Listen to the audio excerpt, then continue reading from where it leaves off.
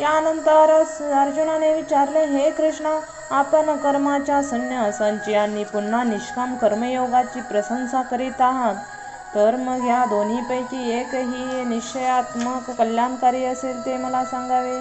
अशा प्रकारच्या अर्जुनांच्या प्रश्नावर श्रीकृष्ण महाराज म्हणाले, हे अर्जुना, कर्माचा संन्यास म्हणजेच इंद्रिय आणि शरीराद्वारे होणाऱ्या संपूर्ण कर्मामध्ये कर्तपणाचा त्याग आणि निष्काम कर्मयोग म्हणजे समत्व बुद्धींचे भगवत अर्थ कर्म करणे, हे दोन्ही परम कल्याणकारी आहेत.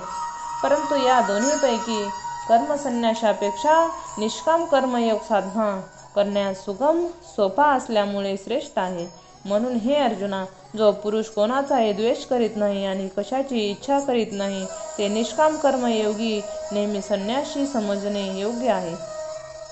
कारण राग, द्वेष इत्यादी अद्वैतरहित झालेला पुरुष सुखपूर्वक संसाररूपी बंधनातून मुक्त होतो.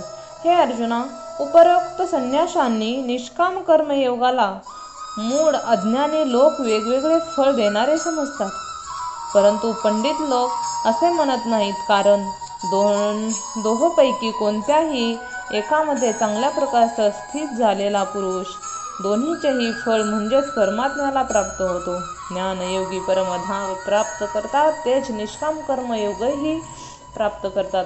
म्हणून जो पुरुष ज्ञानयोगाने निष्काम कर्मयोगाला फळाच्या दृष्टीने वचन एकसारखेच पाहतो, तोच खऱ्या अर्थाने पाहत असतो.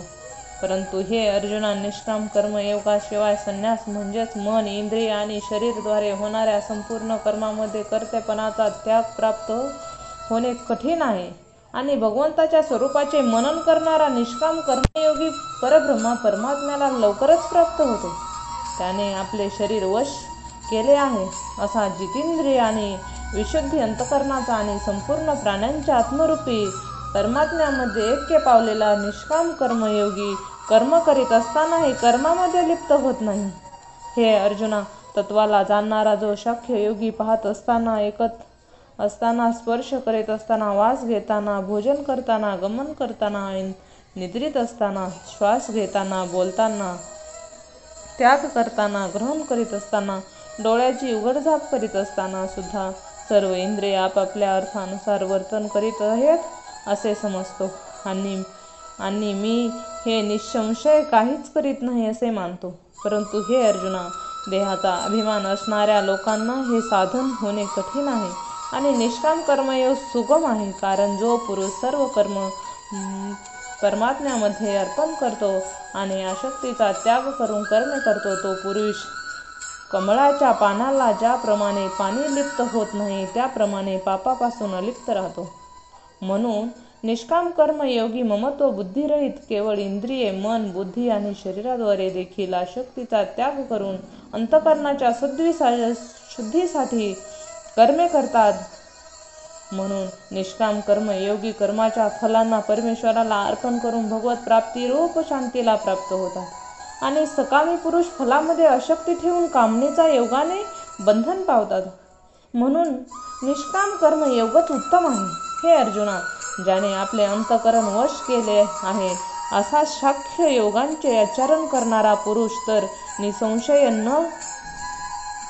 न करता आणि न करविता 9 दरवाजे शरीररूपी घरामध्ये सर्व कर्माचा मनाने त्याग करून म्हणजेच इंद्रिय आपल्या विषयात वर्तन करीत आहेत असे मानून अनंतपूर्वक सच्चिदानंद घन परमात्म्याच्या स्वरूपामध्ये राहतो.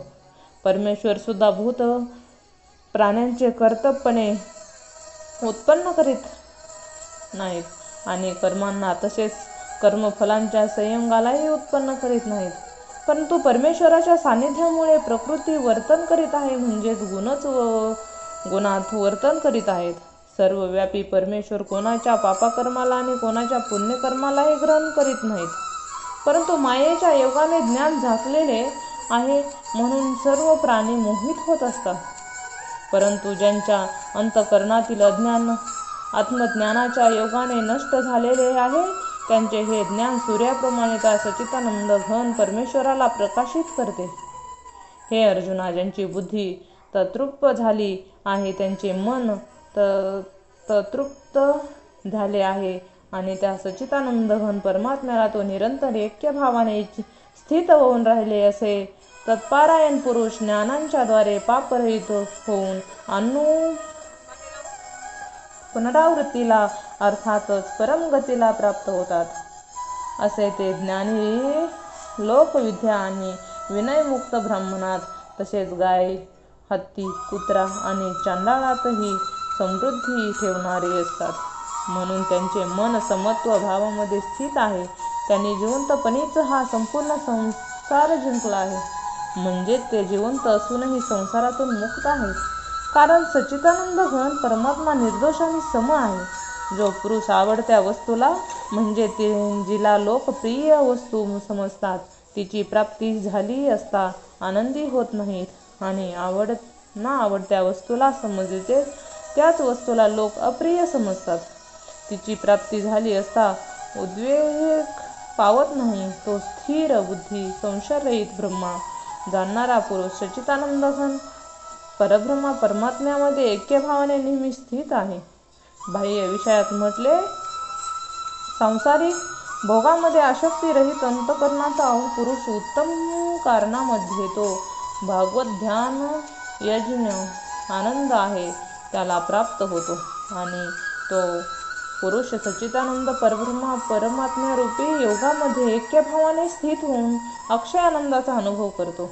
जे हे इंद्रिय आणि विषयाचा संयोगाने उत्पन्न होणारे सर्व भोग आहेत ते जरी विषय पुरुषांना सुख देणारे भासतात तरी ते निसंशय दुःखालाच उत्पन्न करणारे आहेत आणि आधी अंत करणारे म्हणजेच अनित्य आहेत. म्हणून हे अर्जुना बुद्धिवान विवेक पुरुष त्यांच्यामध्ये रममान होत नाहीत.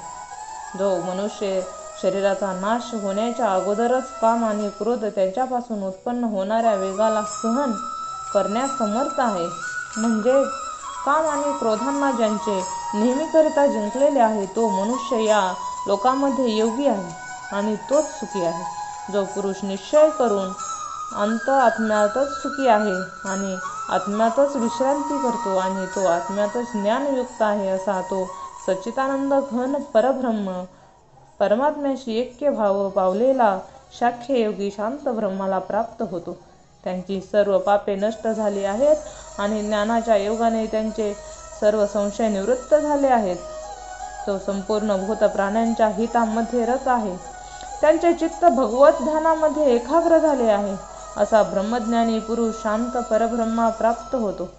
काम क्रोध रहित मन जिंकलेल्या परब्रह्मा परमात्म्याच्या साक्षात्कार केलेल्या ज्ञानी पुरुषासाठी सर्व बाजूने शांत परब्रह्मा परमात्म्याची प्राप्ती होते.